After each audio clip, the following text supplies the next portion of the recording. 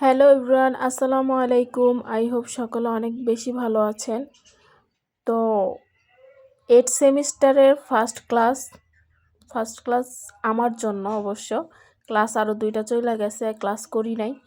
তো এবার সেমিস্টারে অনেকগুলো সাবজেক্ট প্লাস ক্লাস না করলেই না। তো অলসতা ভেঙে চলে যাচ্ছি ভার্সিটির উদ্দেশ্যে। তারপর আমি অনেকটাই লেট, 8:30 থেকে ক্লাস শুরু, আর আমি বেরই হয়েছি 8:35-এ। আজকে ক্লাসে ঢুকতে পারবো কি না সেটাই হলো দেখার বিষয়। তো বলতে বলতে চলে আসছি, লোকাল বাসে উঠেও গেছি এবং বাস মামা এত জোরে জোরে গাড়ি চালাচ্ছে। অবশ্য একদিক দিয়ে ভয় লাগতেছে, আরেক দিক দিয়ে মনে হইতেছে যে না, ভালোই হয়েছে, তাড়াতাড়ি চলে যেতে পারবো। তো আজিমপুর নেমেই বাসে উঠে বসছি এবং বাসে উঠে দেখি তো বাসটা মোটামুটি ফাঁকা এবং আমি টেনশনে আছি যে এমনিতেই লেট, বাসটা কখন ছাড়ে। পরবর্তীতে দেখলাম যে না, 2 মিনিটের ভিতরেই বাসটা ছেড়ে দিছে। এর জন্য অনেকটাই খুশি হয়ে গেছি, কারণ আজকে আমি লেট করে ফেলছি, কিন্তু বাস মামারা অনেক তাড়াতাড়ি করতেছে, সেজন্য খুশি লাগতেছিল। তো এই তো ভ্রমণটা উপভোগ করতেছি, না জার্নিটা উপভোগ করতেছি এবং চলে যাচ্ছি ভার্সিটিতে। আজমপুর থেকে ভার্সিটি যাইতে মিনিমাম জ্যাম থাকলে 40 থেকে 45-50 মিনিটও লেগে যায়, আর জ্যাম না থাকলে দেখা যায় 20 মিনিট বা 25-30 মিনিটের ভিতরে চলে যায়। তারপর মোটামুটি একটু দূরেই, কেয়ার করার ভার্সিটির বাস থাকাতে অনেকটাই সুবিধা হয়েছে। আমি একদিনও গাজীপুরের বাস ধরতে পারি না, এটা আর বললা লাভ নাই। যাই হোক, তো ওই যে ভার্সিটিতে বলতে বলতে চলে আসছি। ভার্সিটির বিল্ডিং একটু উকিঝুঁকি মারতেছে।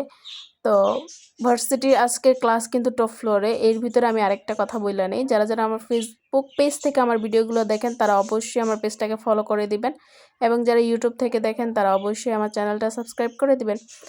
এই তো বলতে বলতে ভার্সিটিতে চলে আসছি এবং বাসও থেমে গেছে। এখানে নেমে যাব, এখন নেমেই দৌড় দিতে হবে। না দৌড় দিব কি, আসলে গেট পাস্ট কি কি গেটের মধ্যে লাগাইছি মিশিং টিশিং, যাই হোক এগুলোর নামও আমি সঠিকভাবে বলতে পারতেছি না, আর আমি এগুলার কোনো কিছুই করি নাই এখন অবধি। তো আমাকে একটু হ্যাসেল করতে হয়েছে ভার্সিটির ভিতরে ঢোকার জন্য।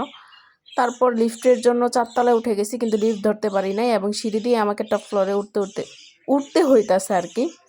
তো মুখে জড়তা বাইজা যাইতেছে কথা বলতে বলতে। যাই হোক, সিঁড়ি দিয়ে উঠতে উঠতে আমার অবস্থা খুবই বাজে হয়ে গেছে, কারণ এমনিতে তাড়াহুড়া, তার ভিতরে ক্লাসে ঢুকতে কতটা সময় যে লেট করছে এটা বলার মতো না।